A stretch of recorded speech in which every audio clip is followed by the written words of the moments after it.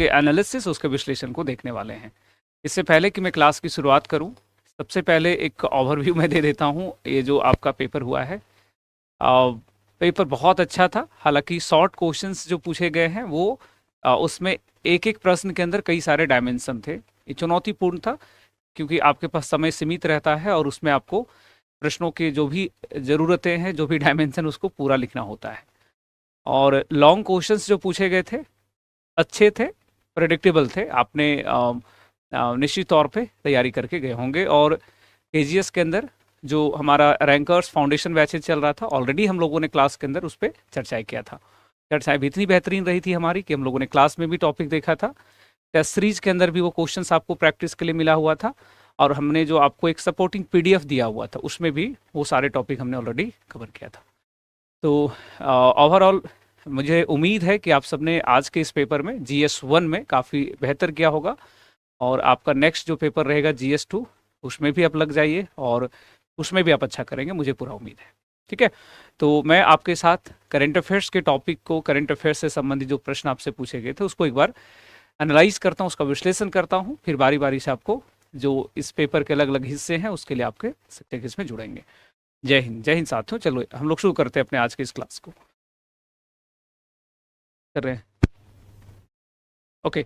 तो इसमें देखिए 3 सवाल आपसे पूछे गए। वापस से आपको इसमें प्रश्नों को मैं आपको यहाँ पे ध्यान से देखेंगे तो आपसे इसमें जो सवाल पूछे गए हैं वो 3 प्रश्न हैं। आई थिंक ये प्रश्न आपको विजिबल है, आप इसे देख पा रहे हो? नहीं देख पा रहे होंगे, मैं वापस से सवाल को पढ़ देता हूँ। देखिए, जो आपका इसमें प्रश्न संख्या 1 है, जो पहला जो प्रश्न आपका है, ये नंबर सवाल उसमें है कि दिल्ली विधानसभा चुनाव में आम आदमी पार्टी की हार के बाद विपक्षी दलों की एकजुटता और गठबंधन की राजनीति के दिशा पर चर्चा करिए। ठीक है। दूसरा प्रश्न था कि रूस और यूक्रेन का जो युद्ध है उसके 3 वर्ष पूरे हो गए हैं। आपसे सवाल पूछा गया है कि इस युद्ध का कारण क्या है और इसके प्रभाव क्या है। ठीक है। उसके बाद जो सवाल है साथियों वह है कुंभ मेले से आयोजन से संबंधित कि सोमवार 13 जनवरी से लेकर के 26 फरवरी तक महाकुंभ मेले का आयोजन किया गया। यह मेला भारतीय संस्कृति, भारत की धार्मिक विश्वास और सामाजिक समरसता का प्रतीक है। उदाहरण सहित इसको स्पष्ट करने के लिए आपसे पूछा गया है। ठीक है। तो तीनों, एक दिल्ली चुनाव से है, रूस यूक्रेन युद्ध से, और तीसरा जो आपका टॉपिक है वह है कुंभ मेले के आयोजन को लेकर के, इसके महत्व को लेकर के। ये 3 शॉर्ट क्वेश्चंस पूछे गए थे। क्योंकि आपको शॉर्ट क्वेश्चन में आपको ध्यान रखना होता है, सीमित समय है आपके पास, और आपको 8 मार्क्स और लास्ट का सवाल जो होता है 7 मार्क्स का होता है। तो उस दृष्टिकोण से आपको इसको यहाँ पे अप्रोच करना था, उसको यहाँ पे आपको लिखना था। स्टूडेंट, अगर दिल्ली के चुनाव के बारे में हम लोग बात करें, ध्यान से देखेंगे इस चीज़ को, तो दिल्ली के चुनाव में आपने क्या देखा? दिल्ली के चुनाव में आम आदमी पार्टी की हार हुई, और इस हार के बाद जो है भारत की जो गठबंधन की राजनीति थी उसको लेकर के कई सारे प्रश्न चिन्ह जो है वो सामने आए। कैसे? इसको हमने यहाँ पे डाला हुआ कि आम आदमी पार्टी की हार हुई, और आम आदमी पार्टी की जो हार है साथियों, उससे भारत की जो विपक्षी दल जो है उनके लिए मंथन की स्थिति हुई कि भाजपा के खिलाफ वो गठबंधन कैसे करेंगे या वो स्वतंत्र लड़ेंगे। देखिए, आज भी आप देखोगे कि भारत में या दुनिया के किसी भी ऐसे देश के अंदर जहाँ पे लोकतांत्रिक व्यवस्था है और बहुमत की सरकार की बात होती है, वहां पे गठबंधन जैसी स्थितियां आपको देखने को मिलेगा। तो ये सवाल उसी से संबंधित है कि दिल्ली में हार के बाद भविष्य में जो गठबंधन की राजनीति वो क्या होगा। 2 ही दिशा हो सकता है कि या तो सारी विपक्षी दल जो है एकजुट हो जाए, या फिर वो स्वतंत्रता के साथ इंडिपेंडेंट जो है वो चुनाव लड़े। जैसे दिल्ली के अंदर आपने देखा होगा कि बड़ी आम आदमी पार्टी अलग चुनाव लड़ रही थी, कांग्रेस अलग चुनाव लड़ रही थी, तो उसको लेकर के सवाल पूछा गया था। ये जो प्रश्न था, इस प्रश्न को आप देखेंगे तो आप पॉलिटी के अंदर एक टॉपिक चर्चा करके गए होंगे, उसको देख कर कहीं ना कहीं गए होंगे। टॉपिक होता है भारत में गठबंधन की राजनीति, ये उससे थोड़ा सा जुड़ा हुआ टॉपिक है। तो उसके कंसेप्ट अगर आपने पढ़ा होगा देन आप इस टॉपिक को डिस्कस कर सकते थे।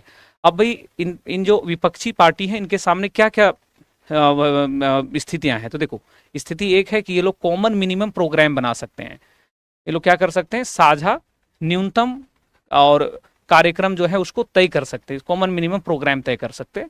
और जो कॉमन मिनिमम प्रोग्राम होगा उसमें क्या होगा कि भाई सारी पार्टियां जो है अपने अपने हितों को, अपने अपने विचारों को, अपने लक्ष्यों को वो रखेंगी, और उसमें सभी पार्टियों के हितों का ध्यान रखा जाएगा। दूसरा हो सकता है कि ये जो चुनाव लड़े जाते हैं इसके मुद्दे को लेकर के, ठीक है।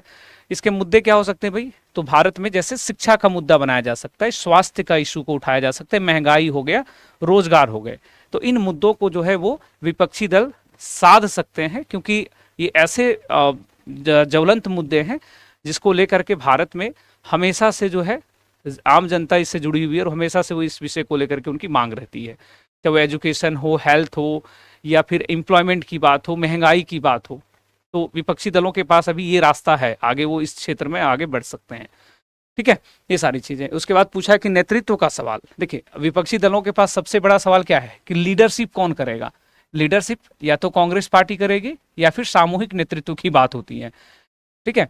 कि देखे, आपने देखा होगा कि पिछले दिनों भारत में एक इंडिया अलायंस बना था जिसको इंडिया कहते हैं, तो उसमें भी यही सवाल था ना कि आखिर उस अलायंस को लीड कौन करेगा, कांग्रेस पार्टी या कांग्रेस के अलावा जितने भी गठबंधन में लोग हैं।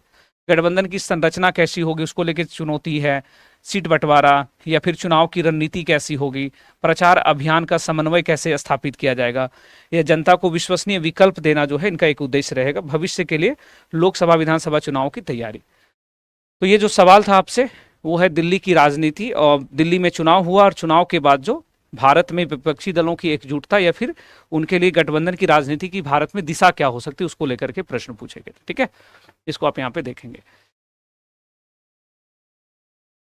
चलिए, तो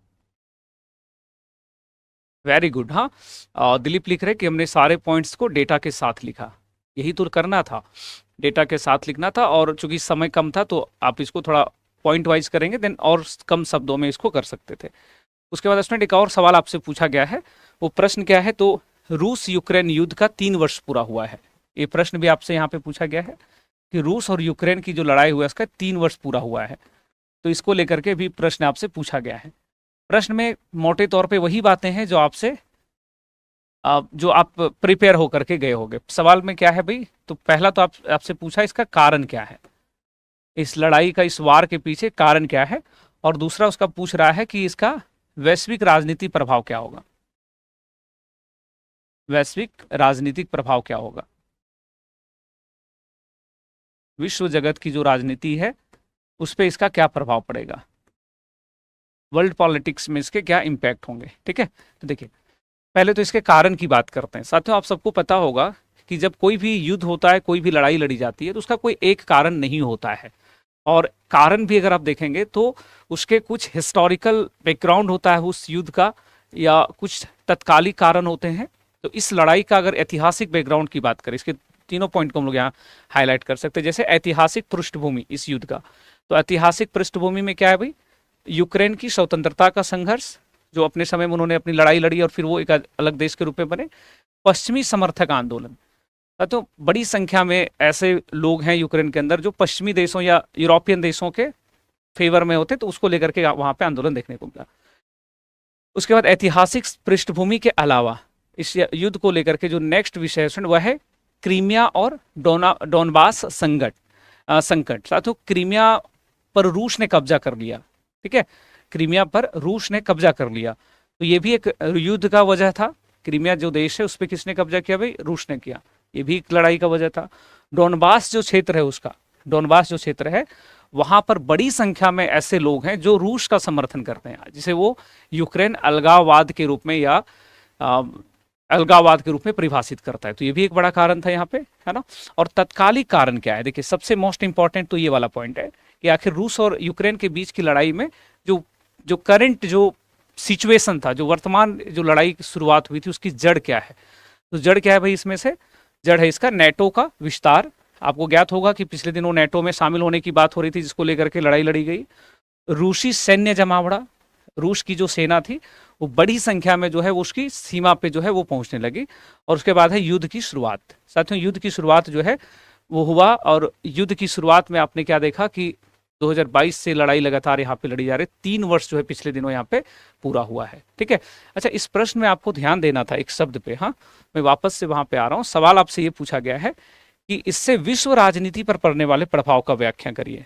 देखिए, सवाल में क्या पूछा गया, विश्व राजनीति पर पड़ने वाले प्रभाव पर चर्चा कीजिए। देखिए, जब ये सवाल इस तरह से पूछा जाए कि विश्व की राजनीति पे क्या प्रभाव है, यानी कि वैश्विक राजनीति या विश्व की राजनीति, तो आपको ध्यान देना है कि देखिए किसी भी युद्ध का, किसी भी वार का जो प्रभाव होता है, वो प्रभाव अलग अलग एस्पेक्ट में देखा जाता है। जैसे आर्थिक प्रभाव क्या है, वैश्विक राजनीति प्रभाव क्या है, या ऊर्जा और पर्यावरण पे प्रभाव क्या है, सांस्कृतिक संबंधों पे प्रभाव क्या है, डिफेंस रक्षा के क्षेत्र में इसके प्रभाव क्या होंगे, सुरक्षा जिसको आमतौर पर सिक्योरिटी इशूज जो हम लोग कहते हैं, इसके अलग अलग एस्पेक्ट होता है। हमें सवाल क्या पूछा गया है कि इस युद्ध का भू राजनीतिक या फिर विश्व की राजनीति पे क्या प्रभाव होगा। तो साथियों, विश्व की राजनीति का जो प्रभाव यहाँ पे अगर हम लोग इसको एक्सप्लेन करेंगे तो इसका प्रभाव क्या है भाई, इसका प्रभाव है कि भू राजनीतिक ध्रुवीकरण। भू राजनीतिक ध्रुवीकरण का मतलब हुआ साथियों कि geopolitical polarisation, English word अगर इसके लिए हम लोग यूज करें, कि पूरी दुनिया जो है वो पोलराइज हो सकती है, और उसमें जो है आपको ऐसा स्थिति हो सकता है कि भाई कोई पार्टिकुलर देश के अगेंस्ट जो है, मान लो रसिया है, तो रसिया के अगेंस्ट बड़ी संख्या में देश जो है एकजुट हो सकता है। इसका विश्व राजनीति में ये प्रभाव हो सकता है। दूसरा क्या था कि रूस और रूस चीन ग्लोबल साउथ गठजोड़। साथियों, जो वैश्विक दक्षिण के क्षेत्र हैं वहां पे एक प्रभाव यह देखने को मिल सकता है कि रूस और चीन जो है वो वापस में ग्लोबल साउथ जो वैश्विक दक्षिण उसमें गठजोड़ एक अलायंस के तौर पे मिलकर के काम कर सकते हैं। एक और प्रभाव क्या है भाई, तो एक और प्रभाव था कि विश्व का दो गुटों में विभाजन। साथियों, विश्व का दो गुटों में विभाजन, इट्स जस्ट लाइक जैसे first world war, second world war के दौरान आपने देखा होगा कि जो मित्र राष्ट्र और धुरी राष्ट्र थे, दो समूह में दुनिया बट गई थी और वर्ल्ड वार की स्थिति उत्पन्न हुई थी। तो इस युद्ध के बाद यह भी परिणाम हो सकता था कि दुनिया जो है वो दो अलग अलग गुटों में बट सकती है। तो ये सारे यहाँ पे आपको कारण लिखने थे। मतलब आपको भू राजनीतिक प्रभाव में या विश्व राजनीति पे इसके असर क्या थे, तो उसको ज्यादा लंबा करने की आवश्यकता इसमें नहीं था। इस तरह के 3-4 पॉइंट्स अगर आप बनाएंगे तो बिल्कुल हो जाएगा। चलिए, ये सारी बातें आपको यहाँ पे देखना है। और नेक्स्ट जो हमारा इसमें सवाल पूछा गया था वह सवाल आपसे है कि बताओ कुंभ मेले को लेकर के। हाँ, सवाल क्या है आपसे भाई कि कुंभ मेला का आयोजन जो अभी हुआ है उसके महत्व क्या है। ठीक है, और महत्व में 3 बातें लिखी गई हैं कि उसका धार्मिक विश्वास का उदाहरण देते हुए, सामाजिक समरसता का उदाहरण देते हुए, और एक और एस्पेक्ट उसका है भारतीय संस्कृति पे उसके प्रभाव को लेकर। कौन से मेले की बात हो रही भाई, कुंभ मेले की बात हो रही है, कुंभ मेला का बात हो रहा है। देखिए, अभी कुंभ मेला के संदर्भ में जो सबसे महत्वपूर्ण चर्चा है साथियों, वो चर्चा ये है कि कुंभ मेला जब अभी हाल में आयोजन हुआ, इसमें 40 करोड़ से अधिक लोगों का अनुमान है कि इसमें लोगों ने स्नान किया। और इसके महत्व की अगर हम लोग बात करें तो 2-3 बातें हैं, ध्यान से समझेंगे इसको, अलग अलग एस्पेक्ट में इसको हम लोग देखते चलेंगे। मान लो इसके कल्चरल इंपॉर्टेंस को देखें कि इंडिया की जो कल्चर है उसके पर्सपेक्टिव से कुंभ मेला का आयोजन किस प्रकार से रहा था। तो साथियों, जो हमारा भारत की संस्कृति है उसमें कुंभ मेले के बारे में अगर हम लोग बात करें तो भारत की संस्कृति में हमें देखने को ये मिलता है कि कुंभ मेला का आयोजन जो है वो कोई नया घटना नहीं है। भारत की जो पुराण है उसमें इसकी चर्चाएं मिलती हैं, कुंभ के महत्व की जो चर्चा मिलती है। यानी कि कुंभ जो है वो भारत की जो प्राचीन संस्कृति है ये उसका हिस्सा है। दूसरा विषय क्या है इसमें भाई, धार्मिक विश्वास। साथियों, धार्मिक विश्वास ये है कि कुंभ का जो मेला है इसका जो स्नान होता है, कुंभ मेले में जो स्नान का जो प्रथा है, ये हमें यहाँ पे इसकी धार्मिक विश्वास के बारे में बात है। माना जाता है कि यदि कोई व्यक्ति एक बार कुंभ में स्नान कर लेता है तो, और उसमें भी कौन सा, जो अभी महाकुंभ का आयोजन हुआ था, तो उस व्यक्ति का जो जीवन है वो धन्य हो जाता है और उसका काफी रिलीजियस इंपॉर्टेंस है।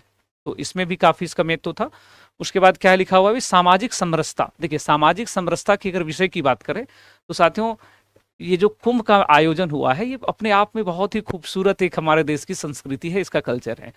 आपने देखा होगा कि भाई देश विदेश के लोग, अलग अलग भाषा, अलग अलग संस्कृति, अलग अलग जाति, अलग अलग क्षेत्र से संबंध रखने वाले लोग एक साथ जो है एकजुट हो रहे थे इस आयोजन के अंदर। तो यह दर्शाता है कि भारत की जो सामाजिक समरसता है, जो इंडिया की जो, इसको आप कह सकते हैं कि जो हमारी सोशल हार्मनी है और जो सामाजिक सद्भाव है वो कितना स्ट्रांग है, और ये हमें कुंभ मेला के अंदर यहाँ पे प्रतीत होता है। तो कुंभ मेला में इसके 3 विषयों को आपको यहाँ पे एनालाइज करना था। इवन आपने देखा होगा प्रश्न के अंदर ही ये बातें लिखी गई थी। ओके, वाईटी पे करंट अफेयर्स की क्लासेस कब से होगी बच्चे? अभी तो हम लोग मेंस के ऊपर लगे हुए थे और हम लोगों ने मेंस को भी जस्ट फतह किया है। आपने देखा होगा कि काफ़ी सारे शिक्षकों ने, पूरी टीम ने केजीएस की काफ़ी मेहनत की है। तो अब जो है वाईटी के ऊपर करंट अफेयर्स की क्लासेस को लेकर के जल्दी आपको अपडेट्स मिलेंगे। बिल्कुल। तो ये तो हम लोग एग्जाम्पल ही देख रहे हैं ना, जैसे हमने बोला सामाजिक समरसता, तो सामाजिक समरसता में हम लोग एग्जाम्पल देंगे ना भाई कि इसमें 40 करोड़ से अधिक लोग जो हैं भारत के विभिन्न क्षेत्रों से, विभिन्न भाषा, विभिन्न मान्यताओं के जो लोग थे वो एक साथ स्नान किए हैं। उस संदर्भ में आप इसको यहाँ पे लिखेंगे। ओके। और इसमें बहुत सारी विस्तार से बातें, अगर हम लोग इसको आप यहाँ पे अगर देखना चाहोगे तो, और होता क्या है देखिए, कुछ ऐसे टॉपिक होते हैं जिसमें आप काफी प्रिपेयर होकर के गए होगे। देखिए अब जैसे आपको इसमें और भी बातें, मान लो हमने पहली बात क्या किया, भारत की पुराणों में इसकी चर्चाएं देखने को मिलती है। कुंभ मेला का संबंध आयोजन के बारे में कहाँ पे बातें की गई भाई, भारत की जो पुराने हैं, जो प्राचीन ग्रंथ है उसमें इसकी चर्चाएं मिलती हैं। और इसमें क्या बात है, तो आपने ज्ञात होगा कि इसके संदर्भ में जो है, इसके आयोजन जो है वो 4 धाम अलग अलग जगहों पे होता है, भारत के 4 विभिन्न जगहों पे होता है, जो भारत में 4 धाम को इंडिकेट करता है। तो इस प्रकार की सारी बातें आप इसमें देखेंगे। धार्मिक मान्यताओं में क्या भाई, स्नान की प्रथा है, मोक्ष प्राप्ति की प्रथा है। ऐसा माना जाता है कि अगर आपने कुंभ में स्नान किया तो आपको मोक्ष मिलता है। मोक्ष का मतलब क्या होता है कि जन्म जो है होता है, इसको बहुत ही मान्यताओं माना जाता है कि जन्म जो है एक अपने आप में सेक्रीफाइस है, संघर्ष है। तो आपको मोक्ष की प्राप्ति जो है वो कुंभ स्नान से मिलता है। तो इसके 3 पॉइंट्स थे, तीनों को आपको सीमित शब्दों के अंदर जो है वो एनालाइज करना था। एक बच्चा कमेंट कर रहे हैं कि सर क्वेश्चंस मस्त थे। बिल्कुल अच्छे सवाल इस बार बीपीएससी के अंदर पूछा गया था। सबसे अच्छी बात क्या थी इस बार के पेपर के अंदर, कि क्लैरिटी था। जो शब्द होते हैं, जो प्रश्न होते हैं, कई बार क्या होता है प्रश्नों को पढ़ने के बाद भी अस्पष्टता नहीं आता, लेकिन इस बार के पेपर में आपको वो स्पष्टता दिख रहा होगा। ठीक है, उसके बाद आगे बढ़ते हैं। और भी सवाल इसमें पूछे गए थे, जैसे बिहार में जाति आधारित जनगणना को लेकर के सवाल है ना, कि बिहार में जाति आधारित जनगणना की आवश्यकता और महत्व पर विस्तृत प्रकाश डालिए। ये सवाल आपसे पूछा गया था। ठीक है, इसको आप ऐसे समझ लीजिए कि हमारे यहाँ ये प्रश्न जो है, अभी आपको मैं एक स्क्रीनशॉट भी इसमें दिखाऊंगा। हमने ऑलरेडी क्लास के अंदर ये बातें करी थी, जैसे कास्ट सेंसस, ये हमारे क्लास के अंदर सेम हमने चीजें यहाँ पे डाली हुई थी कि अगर आपसे कुछ भी पूछे, चाहे वो भारत के पर्सपेक्टिव में पूछे या फिर आपको बिहार के पर्सपेक्टिव में पूछे कि जातिगत जनगणना का महत्व क्या है, या इसके दोष क्या है, इसमें नुकसान क्या है, डिसएडवांटेज एडवांटेज क्या है, तो ये बातें आप यहाँ पे शामिल कर सकते थे। जैसे इसकी आवश्यकता की बात अगर हम लोगों को लिखना हो कि जातिगत जनगणना की आवश्यकता बिहार में क्यों है, तो हम लोग इसमें क्या क्या पॉइंट्स ऐड कर सकते थे भाई। जैसे पहला पॉइंट हमने ऐड किया है सटीक डेटा। साथियों, हमारे देश के अंदर जो अभी आरक्षण चलता है, या जो विभिन्न जातियों को जो सरकारें विभिन्न योजनाओं के माध्यम से, नीतियों के माध्यम से लाभ पहुंचाना चाहती हैं, उसकी जनगणना ब्रिटिश पीरियड वाली जनगणना है, 1931 वाली। 2025 में 1931 वाली जनगणना के आधार पर अगर हम जातियों का आकलन करते और योजनाएं बनाते हैं, निश्चित तौर पे उस योजना की जो प्रभाव है, उसके जो उद्देश्य हैं, उसमें कहीं ना कहीं संदेह रहेगा, उसमें कहीं ना कहीं डाउट हो सकता है।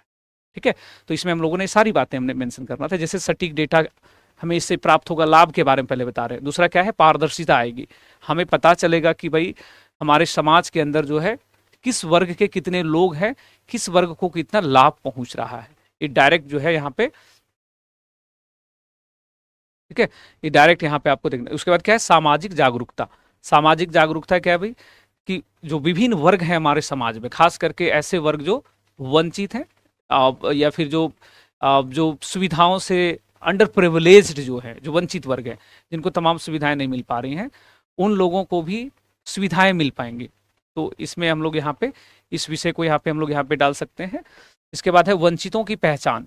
भाई हमें ये तो ज्ञात होगा ना कि हमारे समाज के अंदर, हमारे देश में वह कौन सा वर्ग है, कौन सी जाति है, कौन से लोग हैं जो वंचित हैं, किन्हें मूल जो बेसिक एजुकेशन है वो नहीं मिल रहा है, या जो उसके लिए मिनिमम जो एक स्टैंडर्ड ऑफ लिविंग होता है, न्यूनतम जो उसका जीवन स्तर हो सकता है, वो भी जो प्राप्त करने में चूक जा रहा है। योजना बनाने में, नीति निर्माण इत्यादि में हमारे लिए हेल्पफुल होगा। तो इस तरह से आप 4-5 पॉइंट्स इसके फेवर में बना सकते थे कि जातिगत जनगणना बिहार में इसलिए आवश्यक है ताकि ये सारी बातें हम लोग कर सके।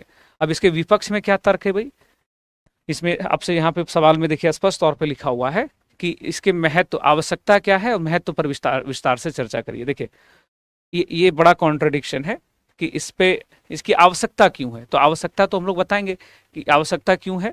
अब इसका महत्व क्या है, तो महत्व में आपको ये बताना पड़ेगा कि जो हमारी जातिगत जनगणना जब होगी तो इससे इसका महत्व इस रूप में है कि हमें योजनाओं के बारे में ये पता चल पाएगा, हमें ज्ञात होगा कि पिछले देश के अंदर अभी आज़ादी का लगभग 75 वर्ष से अधिक हो गया है, कौन सी जातियों का कितना विकास हुआ है, कौन सी जातियां योजनाओं के कितना लाभ ले पा रही हैं, ये तमाम चीज़ें उसमें, शिक्षा, स्वास्थ्य, रोजगार, संपत्ति का जो अर्जन होता है, जिसको हम लोग बोलते हैं कि अ, इसको आप कह सकते हो कि जैसे होता है ना कि एक्विजिशन ऑफ दी प्रॉपर्टीज, या वो लैंड के फेवर में हो, भूमि के फेवर में हो, या आर्थिक रूप से जो लोग भूमि इत्यादि को ग्रहण करते हैं, उसको लेकर के कि किस जाति में, किस वर्ग में लोगों के पास कितनी भूमि है, कितनी संपत्तियां, उसके आकलन के संदर्भ में इसकी आवश्यकता जो है।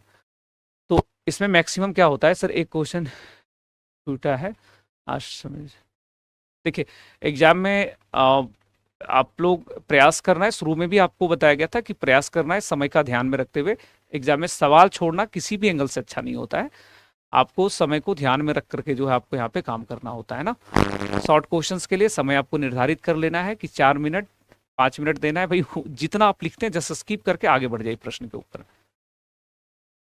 तो स्टूडेंट ये सारी चीजें, तो कास्ट सेंसस के बारे में जो है काफी बातें ऑलरेडी हम लोगों ने क्लास के अंदर किया है, पीडीएफ इत्यादि उपलब्ध है। और मुझे जहां तक जानकारी कि आप में से इस बार जितने भी बच्चे एग्जाम देने के लिए गए होंगे, लगभग सभी लोगों ने कम से कम इस टॉपिक को तो जरूर प्रिपेयर किया होगा, क्योंकि पिछले जब से बिहार में जातिगत सर्वेक्षण हुआ है तब से लेकर के पूरे भारत में इसकी चर्चाएं चल रही हैं। खास करके leader of opposition Rahul Gandhi ने इस टॉपिक पे काफी बातें करी हैं, चाहे वो सदन के अंदर हो या विभिन्न मंचों के ऊपर।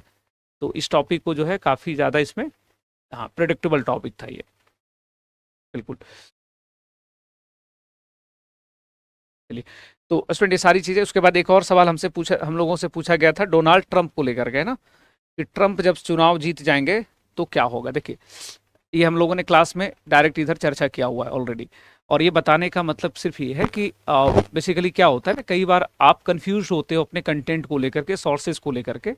हमेशा से एक बात का ध्यान रखना है कि आप लिमिटेड सोर्सेज के साथ जाइए और मल्टीपल रिविजन करिए, ज़्यादा से ज़्यादा रिविजन, ज़्यादा से ज़्यादा प्रैक्टिस पे जाइए। और अभी आपको केजीएस के अंदर जितने भी कंटेंट उपलब्ध कराए गए हैं, आपने कल देखा होगा, चाहे वो सामान्य हिंदी हो या ऐसे राइटिंग की हो या आज GS1 का बात हो, क्लास के बाहर कुछ भी नहीं गया है। तो इसके ऊपर आपको केवल एक चीज़ का ध्यान रखना होता है, बिलीव करना, विश्वास करना। आप विश्वास करो और उस चीज़ को बार बार रिवाइज करो, है ना। तो इससे क्या होगा कि आप एग्जाम के अंदर काफ़ी बेहतर कर सकेंगे। चलिए,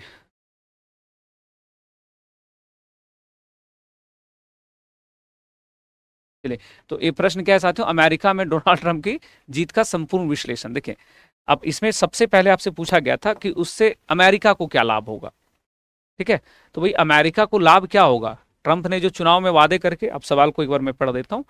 सवाल आपसे जो एग्जैक्टली जो यहाँ पूछा गया है, इस भाषा को ध्यान में देना, कि नवनिर्वाचित राष्ट्रपति डोनाल्ड ट्रंप के नेतृत्व में यूएसए का राष्ट्रीय और अंतर्राष्ट्रीय स्तर पे भविष्य कैसा होगा, तर्क सहित विश्लेषण करिए।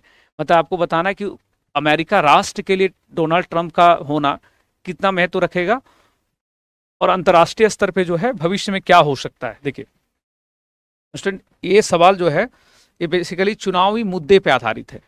आपको ज्ञात होगा पिछले दिनों जब डोनाल्ड ट्रंप सरकार में आए नहीं थे, जब चुनाव लड़ रहे थे, तो डोनाल्ड ट्रंप ने कई सारी घोषणाएं करी थी अपने देश को लेकर के, अपने यूएसए को लेकर के। उनकी जो घोषणाएं थी, प्रमुख घोषणाएं, उसमें से क्या क्या घोषणा था भाई, सीमा सुरक्षा और आप्रवासन, जो उसकी जो उसका जो बॉर्डर की सिक्योरिटी है और जो इमिग्रेशन पॉलिसीज हैं, उसको लेकर के काफी सख्त नीति अपनाने की बात करी थी।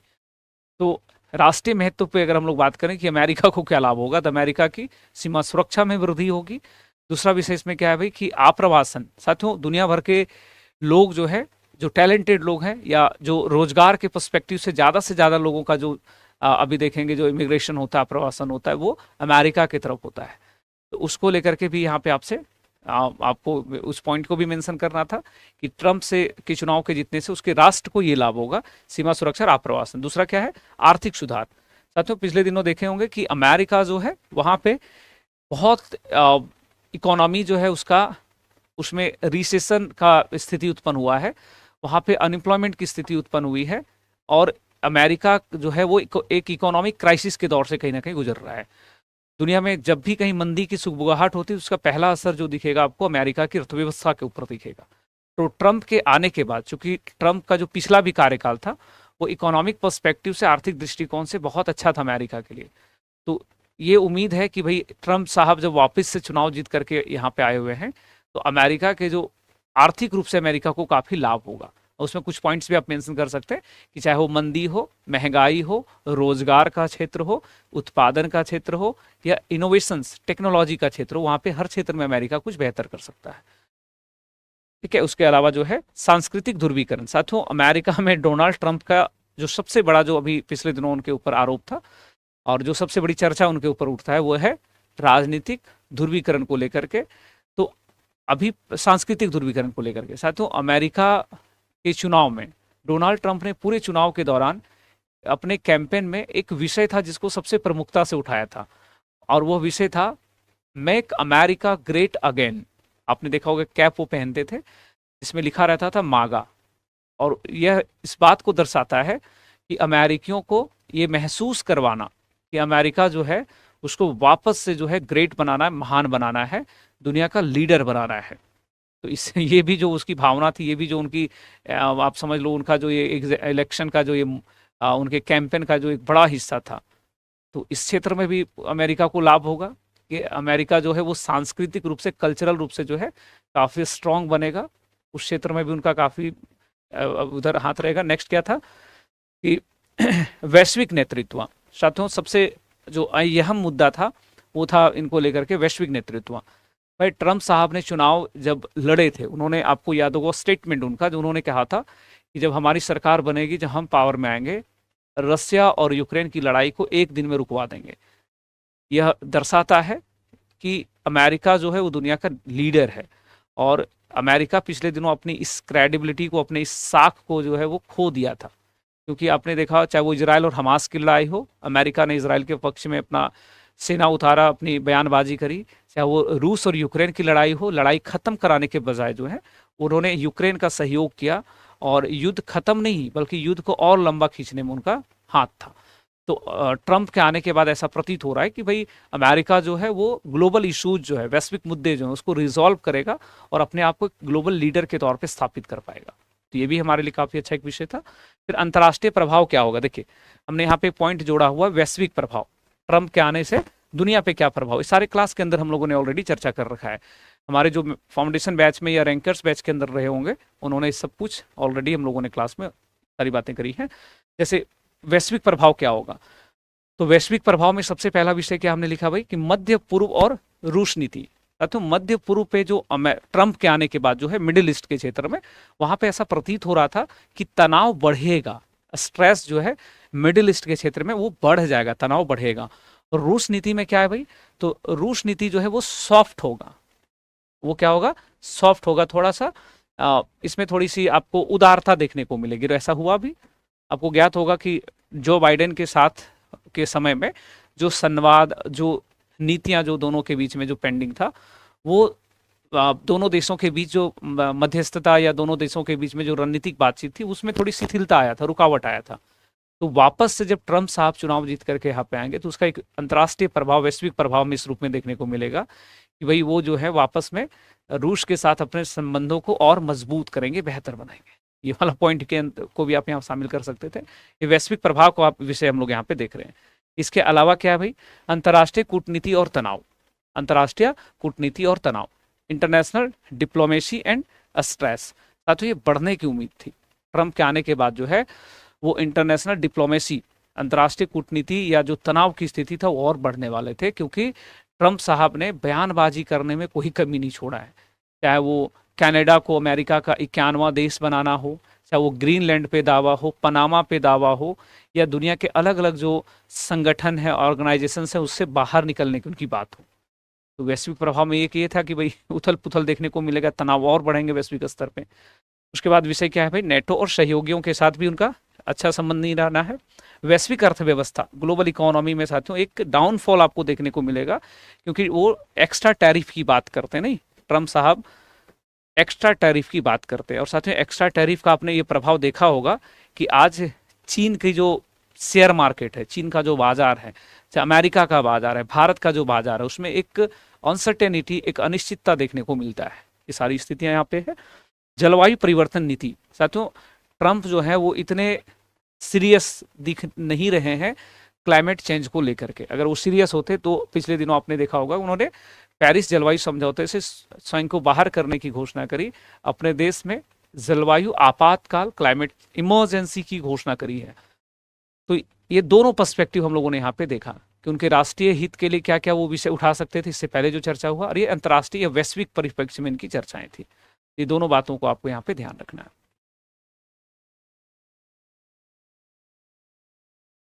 चलिए, तो उसको हम लोग यहाँ पे देखते हैं। अब आगे बढ़ते हैं भाई, नेक्स्ट जो हमारा सवाल पूछा गया, देखिए हम लोगों ने इसमें ना ये भी हमने चर्चा किया था कि भारत पे प्रभाव क्या पड़ेगा।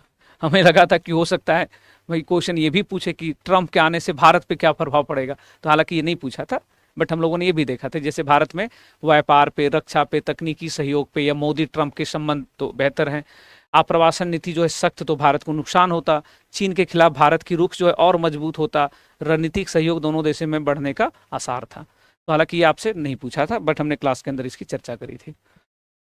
चलिए साथियों, अब हमारे सामने जो है नेक्स्ट विषय है, यह विषय आपका पॉलिटी और पॉलिटी प्लस करंट अफेयर से जुड़ा हुआ है। अगर मैं जहाँ तक समझ पाता हूँ, आप में से जितने भी एस्पायरेंट होंगे इस बार एग्जाम्स दे रहे होंगे, यह बीपीएससी के अंदर आमतौर पे देखिएगा लगभग प्रत्येक वर्ष बच्चे कम से कम समान नागरिक संहिता को पढ़कर अवश्य जाते हैं। तो साथियों, भारत में बयानबाजी खूब चलता है, और चाहे वो देश की सर्वोच्च जो पंचायत हमारी संसद है, उसकी लोकसभा हो या विभिन्न राज्यों के अंदर, कोई ना कोई हमेशा विषय जो है वो खबरों में आपको देखने को मिलेगा, और वहाँ पे इसकी बातें, इसकी चर्चाएं हमें होती हैं। तो अभी हाल के दिनों में जो है हम लोगों ने इस क्लास को यहाँ पे हमने शायद लगाया भी होगा, अच्छा नहीं हमने लगाया शायद, ओके ऑल राइट, बट हम लोगों ने क्लास के अंदर ये चर्चा ऑलरेडी किया हुआ था कि उत्तराखंड में जो एक समान नागरिक संहिता जो लागू हुआ है उसको लेकर के बातें, ठीक है। एक समान नागरिक संहिता लागू करने वाला पहला राज्य बन गया था, तो 1 जनवरी से ये लागू कब हुआ था, तो 1 जनवरी 2025 से। तो इसको लेकर के आपसे सवाल पूछा जा रहा है, लॉन्ग क्वेश्चन है कि आपको पहले ये बताना है कि एक समान नागरिक संहिता क्या है, इसको समझाना है, ठीक है। दूसरा क्या है, साथ ही इससे भारतीय समाज में सामाजिक, सांस्कृतिक और धार्मिक तथा कानूनी आधार पर क्या परिवर्तन होगा, इसको उदाहरण से बताना है, ठीक है। ये लॉन्ग क्वेश्चन यहाँ पे पूछा गया हम लोगों को, ठीक है। अगर इसके विषयों को अगर हम लोग यहाँ पे देखें, सबसे पहले तो जो यूसीसी है, सबसे पहला जो हमें इसका डायमेंशन था कि यूसीसी क्या है, यूसीसी क्या है, ये सबसे पहला आपसे यहाँ पे सवाल पूछा गया है। एक समान नागरिक संहिता क्या है। दूसरा आपसे पूछा गया है कि इसका प्रभाव क्या होगा, इसका प्रभाव क्या होगा। प्रभाव कितने पर्सपेक्टिव में पूछा गया भाई, 3 पर्सपेक्टिव इसका है। इसका पूछ रहा है कि इसमें सामाजिक प्रभाव, इसमें क्या परिवर्तन होगा। दूसरा है धार्मिक प्रभाव, जो धार्मिक मान्यताएं हैं उस पर क्या इसका प्रभाव होगा। उसके बाद है कानूनी प्रभाव,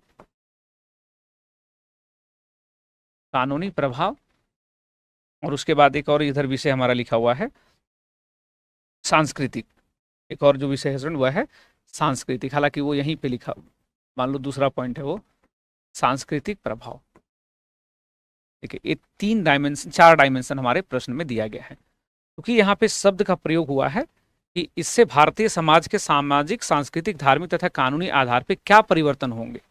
आपसे पूछा जा रहा है कि जब ये यूसीसी लागू हो गया है इन राज्यों के अंदर, तो इससे इस क्षेत्र में क्या परिवर्तन आएगा, इस क्षेत्र में परिवर्तन क्या आएगा, ये हमें यहाँ पे बताना है। इसमें क्या चेंजेस आएंगे,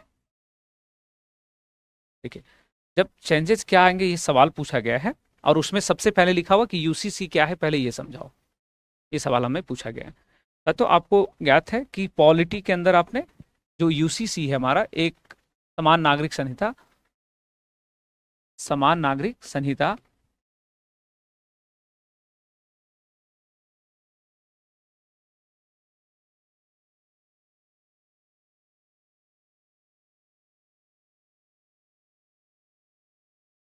समान नागरिक संहिता, इसको लेकर के जो प्रश्न पूछा गया है, तो इसके बारे में हम लोगों को ज्ञात है कि इंडियन कॉन्स्टिट्यूशन के अंदर अनुच्छेद 44 में इसके बारे में बातें की गई है, और ये हमारे directive principles of the state के अंदर आता है, directive principles of the state policies के अंदर आता है, डीपीएसपी के अंदर, ठीक है। ये बातें आपको बेसिक पता है। अब ये समान नागरिक संहिता क्या होता है, साथियों समान नागरिक संहिता जो है, समान नागरिक संहिता जो है वो क्या है उसको समझने का प्रयास करिए। समान नागरिक संहिता जैसे शब्द है उसी प्रकार से इसका नियम है। साथियों भारत में जो अ, लोग रहते हैं उन सभी लोगों का कानूनी अधिकार या संवैधानिक अधिकार जो है वो समान है। आप किसी भी जाति से हैं, किसी भी धर्म से हैं, आपके जो मौलिक स्वतंत्रताएं हैं, आपके जो फंडामेंटल राइट्स मौलिक अधिकार हैं वो समान हैं। एक हिंदू हो, मुस्लिम हो, सिख हो, ईसाई हो, कोई भी हो, अगर आप भारत के नागरिक हो तो आपके सब कुछ समान है। लेकिन भारत में जो हमारे जो फैमिली इश्यूज होते हैं या जो हमारे देश के अंदर शादी विवाह, तलाक या किसी को गोद लेना या भरण पोषण करना, उत्तराधिकारी की घोषणा करना, ये सारी जो चीजें हैं इसकी सुनवाई, इसकी जो व्यवस्थाएं की गई हैं वो अलग अलग धर्मों के अनुसार अलग अलग होता है। जैसे अगर इस्लाम मानने वाले लोग हैं, उनके परिवार से संबंधित कोई विषय है तो उसके लिए है मुस्लिम पर्सनल लॉ, उसके आधार पर सुनवाई होता है। हिंदू के लिए अगर है तो हिंदू कोड बिल है, उसके आधार पर उसकी सुनवाई होती है ना। कि हिंदुओं में शादी के नियम क्या होंगे, या तलाक का जो नियम है वो कैसे होगा, या गोद लेने की प्रथा कैसे होगी, उत्तराधिकारी कैसे होगा, या माता पिता का भरण पोषण कैसे होगा, तो इसकी जो प्रथा है वो उसके लिए अलग कानून है, मुस्लिमों में अलग कानून है। तो समान नागरिक संहिता जो है वो इस बात के लिए आर्टिकल 44 में मेंशन किया गया है कि भारत में समान नागरिक संहिता अगर इस चीज को अगर लागू किया जाता है, जैसे उत्तराखंड ने इसको लागू किया, तो इसका अर्थ हुआ कि उत्तराखंड के अंदर जितनी भी वहाँ पे लोग जितने रह रहे हैं उन सभी लोगों के लिए जो है वो एक समान कानून होंगे। उनके जो फैमिली इश्यूज होंगे, जो परिवार के मुद्दे हैं, या उनके जो शादी विवाह से संबंधित मुद्दे होंगे, उसकी सुनवाई का एक ही आधार होगा। आप हिंदू हैं या मुस्लिम हैं, तलाक के नियम समान होंगे।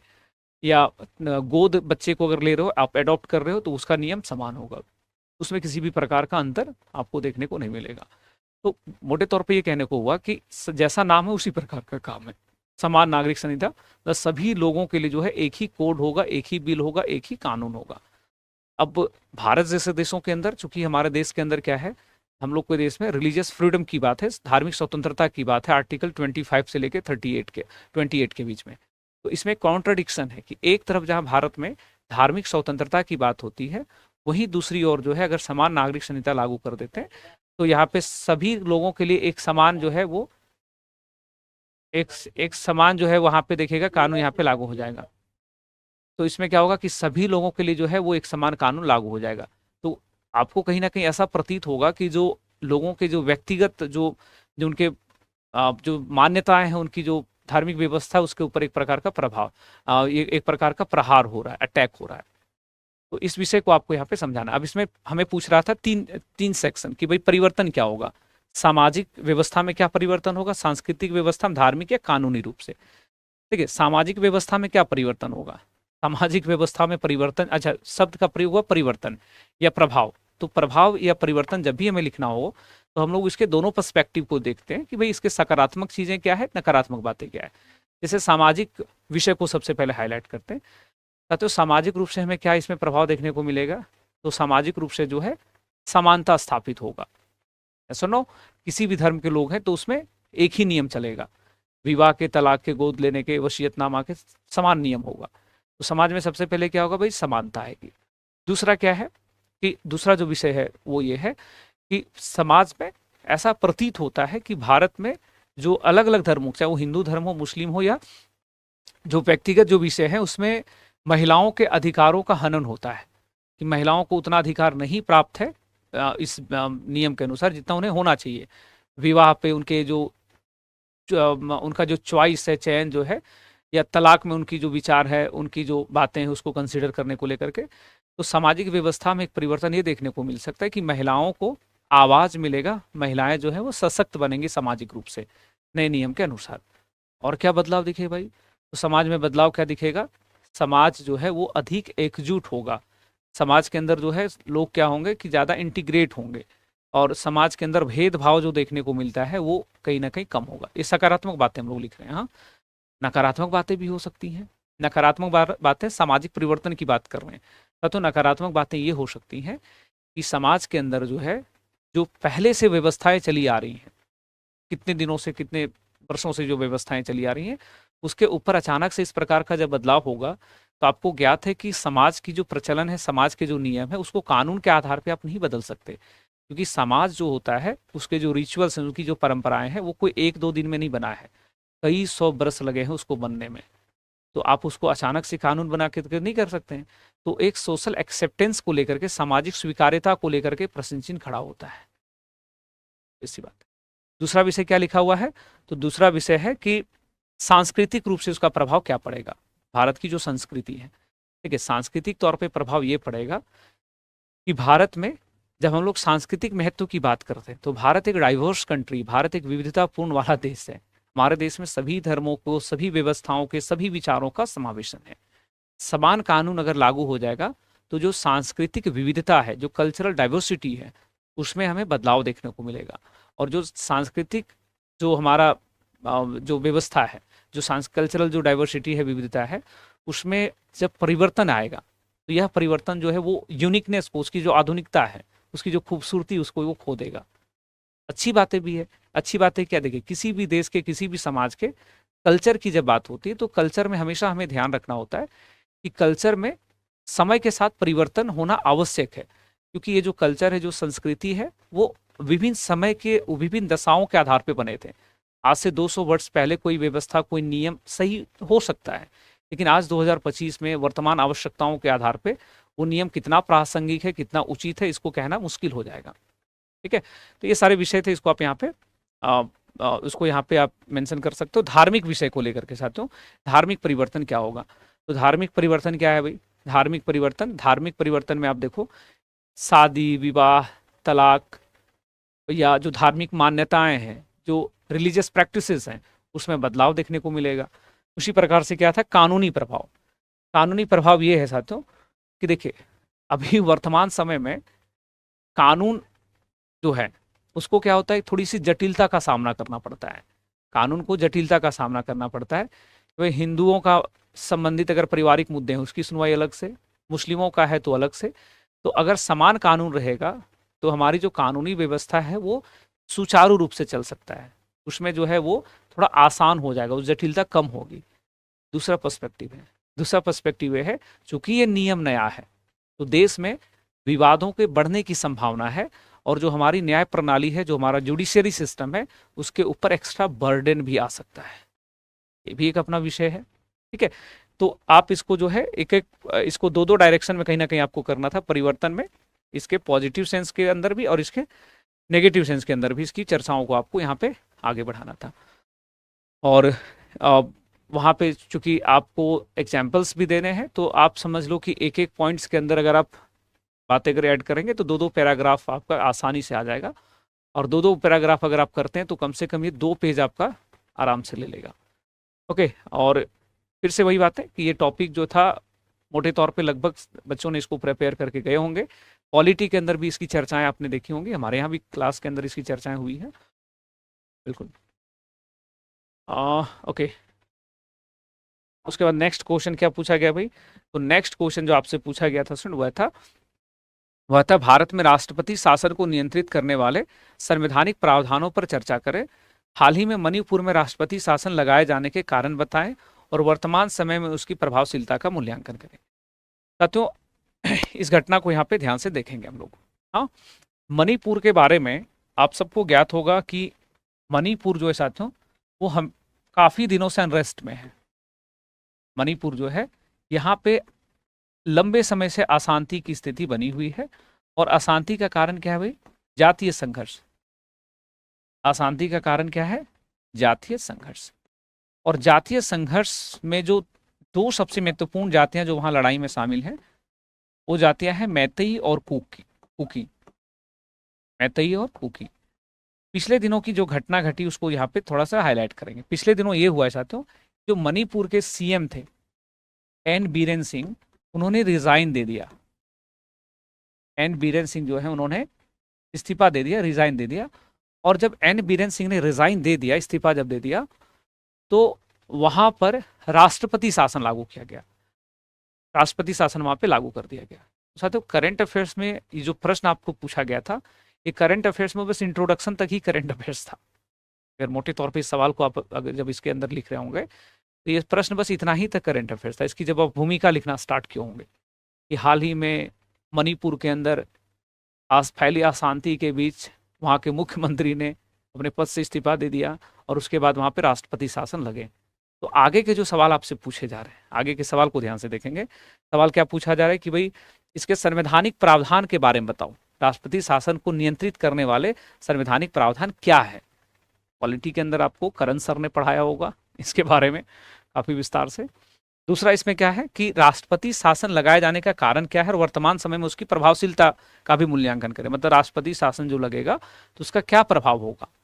तो जब हम लोग प्रभाव की बात करते हैं तो उसके कुछ डायमेंशन होता है, जैसे इसका आर्थिक प्रभाव क्या होगा, सामाजिक प्रभाव क्या होगा, वहाँ की राजनीतिक प्रभाव क्या होगा, या जो वर्तमान वार की स्थिति है उस पर क्या प्रभाव होगा, क्या वो बढ़ेगा घटेगा, लोगों के विश्वास में कमी होगा अधिक होगा, उसको लेकर के। ठीक है, तो यह जो प्रश्न आपका था बेसिकली करंट प्लस आपका पॉलिटी का प्रश्न था। और करंट जो है उसमें बहुत कम 30% 40% के आसपास करंट अफेयर्स, और मोटे तौर पे आपको इसमें पॉलिटी के काफी सारे पॉइंट्स को ऑलरेडी आपको ऐड किया गया होगा इसमें। चलिए, तो इसको हम लोगों ने यहाँ पे देखा बच्चे।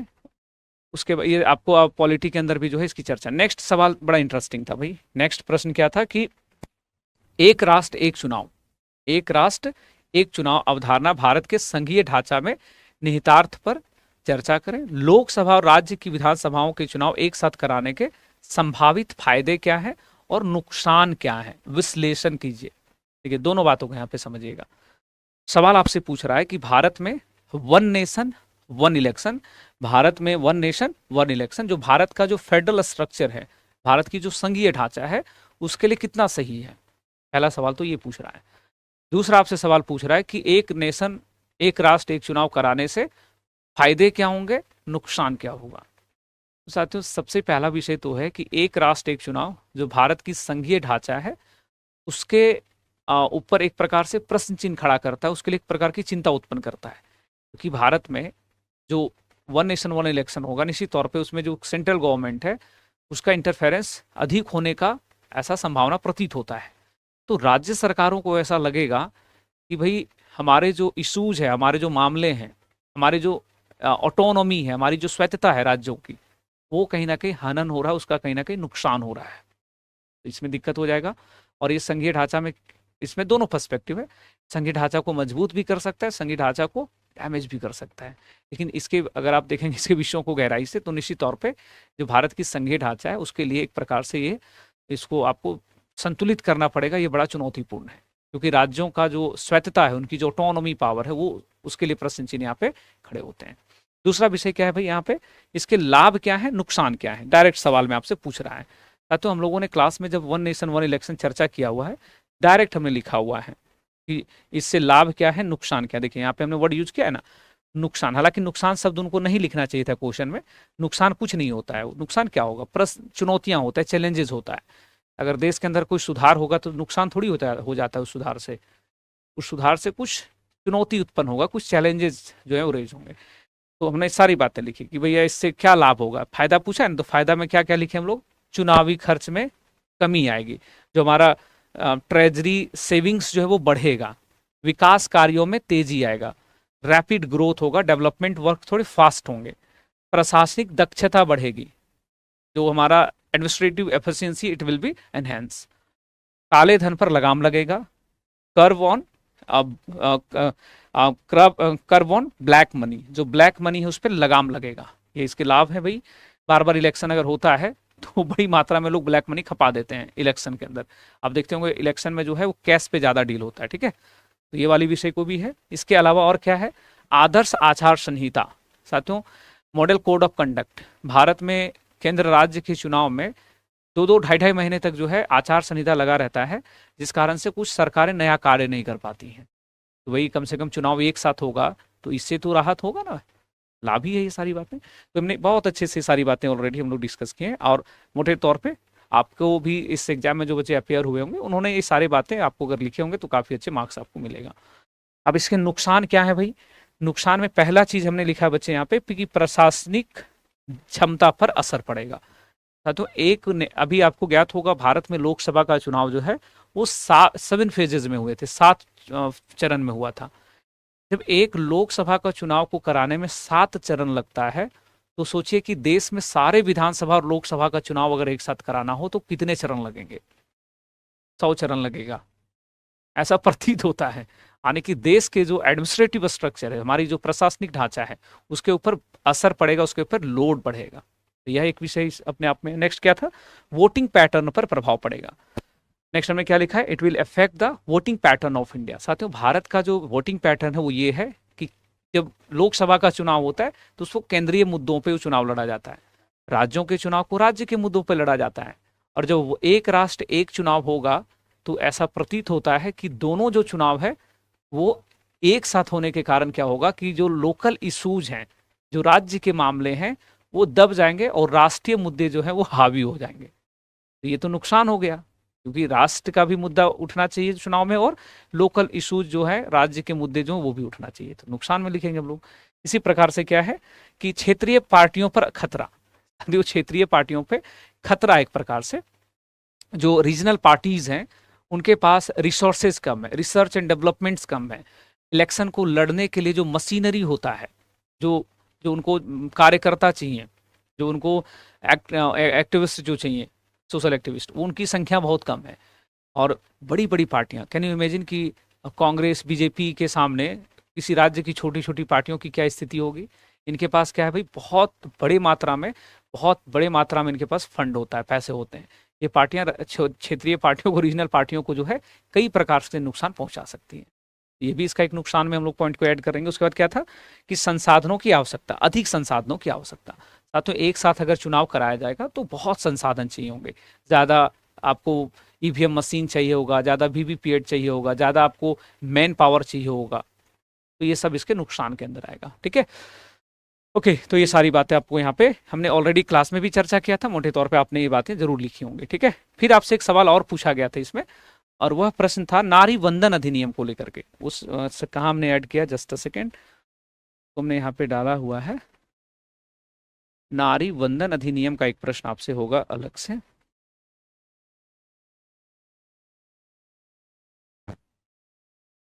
चलिए कोई नहीं, तो एक सवाल आपसे पूछा गया था स्टूडेंट, मैं यहाँ पे लिख देता हूँ, नारी वंदन अधिनियम।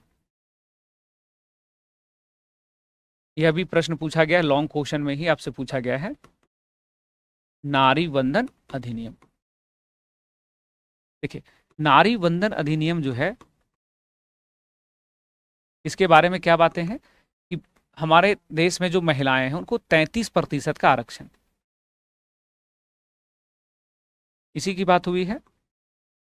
कहाँ पे आरक्षण भाई? लोकसभा और विधानसभा के अंदर, इसको लेकर के यहाँ पे बात हुई। अब सवाल क्या है उसको समझना। सवाल इसमें जो आपसे पूछा गया था कि जो नारी वंदन अधिनियम जो हमारा है, नारी वंदन अधिनियम, इस अधिनियम को लेकर के सवाल ये पूछा जा रहा था उसमें,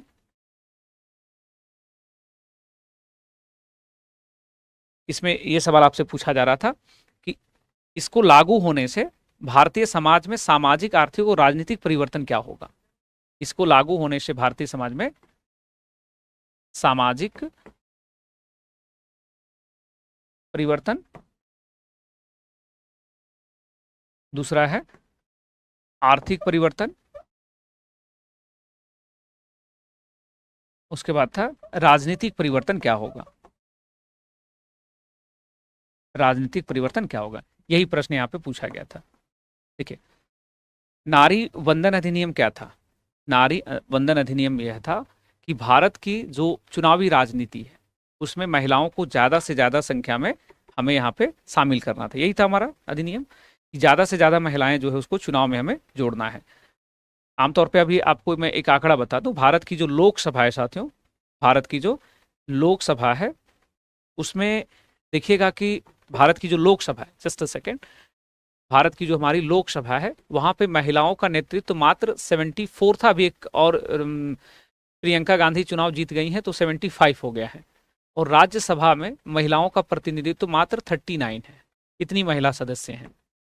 देखिए, जब भारत की जो चुनावी राजनीति है, भारत का जो इलेक्शन का जो सिस्टम है, अगर उसमें सीधे तौर पे महिलाएं अधिक से अधिक नहीं चुन करके आएंगी, इसका मतलब है देश की आधा आबादी जो है महिलाओं की, वो चुनाव में नहीं आ रही जीत करके। सोचो ना, अब देखो देश का सबसे बड़ा सदन कौन सा है? लोकसभा, 545 सीटें, इसके 543 सीटें, इसके अंदर मात्र 75 महिलाएं हैं। देश की जो अपर हाउस हम लोग कहते हैं संसद का, राज्यसभा, मात्र 39 महिलाएं हैं। तो यह स्थिति दर्शा रहा है, यह स्थिति जो है वो यहाँ पे हमें दर्शा रहा है कि भारत में महिलाएं जो हैं, भारत में महिलाएं जो है वो महिलाएं, उनकी जो संख्या है वो बहुत कम है, उनकी संख्या जो है वो बहुत ज़्यादा ही यहाँ पे कम है। और महिलाओं की संख्या को बढ़ाए बिना जो है देश की विकास नहीं किया जा सकता है, ऑब्वियस सी बात है। तो उसके लिए जो है नारी वंदन अधिनियम यहाँ पे 2023 में लाया गया था। और इस अधिनियम के अंदर आपसे सवाल पूछ रहा है कि जब ये अधिनियम लागू हो जाएगा तो इससे भारत की समाज पे, भारत की आर्थिक व्यवस्था पे और भारत की राजनीति में क्या असर पड़ेगा, क्या परिवर्तन आएगा? दोनों बातें होंगी, और दोनों बातों में निश्चित तौर पे ज्यादा तो सकारात्मक बातें होंगी। पहला विषय क्या है भाई? सामाजिक परिवर्तन पे क्या प्रभाव पड़ेगा। उसमें सामाजिक परिवर्तन यह होगा कि महिलाएं सामाजिक तौर पे इम्पावर्ड होंगी। जो समाज के जो मामले हैं या समाज में उनको जो एक इग्नोरेंस का सामना करना पड़ता है, वो उनसे उनको राहत मिलेगा। आमतौर पे आज देखिए कि भारत की जो सक्रिय राजनीति, उसमें महिलाओं की संख्या कम है, या भारत के जो समाज का जो अलग अलग गतिविधि होता है उसमें महिलाओं की पार्टिसिपेशन, भागीदारी कम होता है। तो ऐसे कानून बनेंगे जब महिलाओं को ज़्यादा से ज़्यादा राजनीति के अंदर आने का अवसर मिलेगा, तो इससे क्या होगा भाई? इससे हमें ऐसा प्रतीत होता है कि महिलाएं जो है वो सामाजिक रूप से ज़्यादा जो है वो ताकतवर होंगी, ज़्यादा सशक्त होंगी, अपनी आवाज़ों को उठाएंगी, अपने मुद्दों को उठाएंगी, उनके सुझावों को उठाएंगी। तो इसका एक प्रकार से यहाँ पे कहीं ना कहीं लाभ दिखता है। समाज की जो जागरूकता है, सोशल अवेयरनेस है, वो फैलेगा। आज क्या है, रूढ़िवादी सोच वाले लोग आज भी गांव घर में आप देखो, या जो लोग कम शिक्षित हैं उनको आप देखिएगा कि महिलाओं को लेकर के उनकी जो माइंड सेट है, उनके जो थॉट प्रोसेस है वो बहुत पुअर है, बहुत खराब है, कि अगर महिला है तो समाज के अलग अलग गतिविधियों में भाग नहीं ले सकती है। तो उसमें क्या होगा कि इस प्रकार का जो नारी वंदन अधिनियम जो आया है, इससे क्या है, इससे जो है उसमें एक सकारात्मक परिवर्तन दिखेगा। समाज उनको अवसर देगा, समाज उन्हें पहचान देगा, वो अपनी आवाज़ें बुलंद कर सकेंगे। आर्थिक लाभ भी होगा भाई। आर्थिक लाभ क्या होगा कि जब इस प्रकार का अधिनियम पारित होगा, महिलाएं सशक्त होंगी, तो महिलाएं आर्थिक रूप से भी सशक्त होंगी। महिलाएं क्या होंगी? आर्थिक रूप से भी सशक्त होंगी। महिलाएं ज़्यादा से ज़्यादा उद्यमी बनेंगी, ज़्यादा से ज़्यादा रोजगार में जाएंगी, ज़्यादा से ज़्यादा वोकेशनल कोर्सेज करेंगी। महिलाएं, आज के समय में क्या होता है समाज में कि भाई अगर आप महिला हैं, आपको इसी प्रकार के काम करने हैं, आप संबंधित नेचर के काम नहीं कर सकते हैं, आपको रात में जॉब पे नहीं जा सकते हैं, आपको इतने से इतने बजे तक जॉब पे जाना है। ये समाज का क्या एक माइंडसेट को दर्शाता है। और जब इस प्रकार का कानून बनेगा तो आर्थिक रूप से इसके कई लाभ होंगे। महिलाओं के लिए शिक्षा के अवसर बढ़ेंगे, महिलाओं के लिए रोजगार के अवसर बढ़ेंगे, महिलाओं के लिए एंटरप्रेन्योरशिप के, उद्यमिता के अवसर बढ़ेंगे। महिलाओं के लिए जो है विभिन्न क्षेत्रों में कई सारे द्वार जो है उनके उन्नति के वो खुल जाएंगे। और सबसे महत्वपूर्ण है कि राजनीतिक तौर पे क्या परिवर्तन होगा भाई? राजनीतिक तौर पे ये परिवर्तन होगा कि देश की महिलाएं जो हैं वो पॉलिटिकली ज़्यादा इम्पावर्ड होंगी। देश के सर्वोच्च सदन में, चाहे वो हमारा लोकसभा हो या भारत का जो राज्यों की विधानसभा है, उसमें अधिक से अधिक संख्या में चुन करके जाएंगी। तो ये तो नारी वंदन अधिनियम के अंतर्गत ही ये संभव हो पाएगा ना। बिल्कुल। तो ये सारी बातों को आपको यहाँ पे ध्यान रखना है। तो ये सारी बातें आप ऑलरेडी, सामाजिक परिवर्तन, आर्थिक राजनीतिक परिवर्तन, तो ये सब किसके बारे में था भाई? नारी वंदन अधिनियम।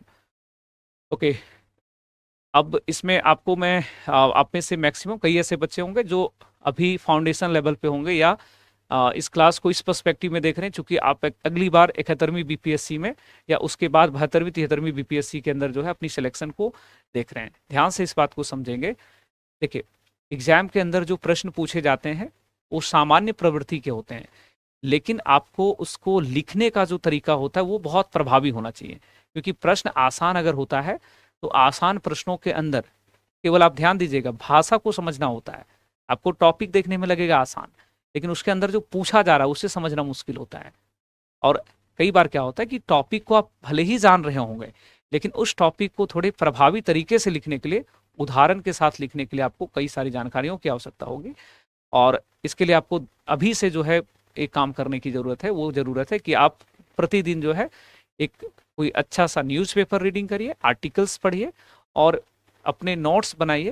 केजीएस के अंदर आप देखिएगा कि कई सारे प्रोग्राम्स चलते हैं, चाहे वो प्रारंभिक परीक्षा हो या मुख्य परीक्षा, उससे भी आप हेल्प ले सकते हो। आप ऑनलाइन घर से बैठे तैयारी करते होंगे। इस बार आपने देखा होगा जैसे पीटी का जब परीक्षा हुआ था, हम लोगों ने केजीएस के अंदर एक कोर्स चला था विजेता बैच, उसमें केवल और केवल जो था क्वेश्चंस को प्रैक्टिस कराया गया था लगभग सभी विषयों के अंदर। क्वेश्चंस भी एग्जाम में खूब सारे आए। तो उसी प्रकार से मेंस के अंदर देखिए, मेंस के अंदर अभी एक बैच हमारा था रैंकर्स बैच। रैंकर्स बैच में अभी जितना भी मैंने आपको यहाँ पे प्रश्न डिस्कस किया है, इसमें से लगभग सारे प्रश्न जो है वो आपको उसके अंदर मिल जाएंगे। तो आपको क्या करना है, केवल और केवल एक ही चीज को ध्यान में रखना है, लिमिटेड रिसोर्सेज के साथ साथ आपको मल्टीपल रिवीजन और जितना अधिक से अधिक हो सके प्रैक्टिस करिए, ताकि आप आगे और अच्छा यहाँ से कर सकेंगे। ठीक है, तो इसको यहाँ पे ध्यान रखिएगा। यूट्यूब पे क्लासेस को लेकर के आपकी बहुत क्वेरी है, तो बच्चे यूट्यूब पे क्लास को लेकर के मैं आपको बता दूं कि अभी चूंकि हमारा मेंस का प्रोग्राम चल रहा था इधर, तो इसलिए मैं आपसे नहीं जुड़ पाया। और आगे जो है बहुत जल्दी आपको अपडेट मिलेगा कि क्लासेज करंट अफेयर्स के वाईटी पे कैसे चलेंगे। और मैं आपको बता दूं कि फाउंडेशन बैच जो हमारा केजीएस का है, उसके अंदर मैं ऑलरेडी करंट अफेयर्स की क्लास ले रहा हूँ। तो जो बच्चे वहाँ पे होंगे आप वहाँ का लाभ उठाइए। ओके, तो नमस्कार, मिलता हूँ नेक्स्ट क्लास में आपसे और कई सारी चर्चाएं आगे करूंगा। खूब ख्याल रखिए अपना। और जो बच्चे भी पेपर दे रहे हो, कल आपका नेक्स्ट जो पेपर है GS2, बहुत मन लगा करके रिवीजन करिए। सवाल आपने देखा कि किस प्रकार के पूछे जा रहे हैं। बहुत सारी शुभकामनाएं, आप लोग आगे अच्छा करोगे। जय हिंद साथियों, मिलते हैं नेक्स्ट क्लास में। ख्याल रखिए अपना।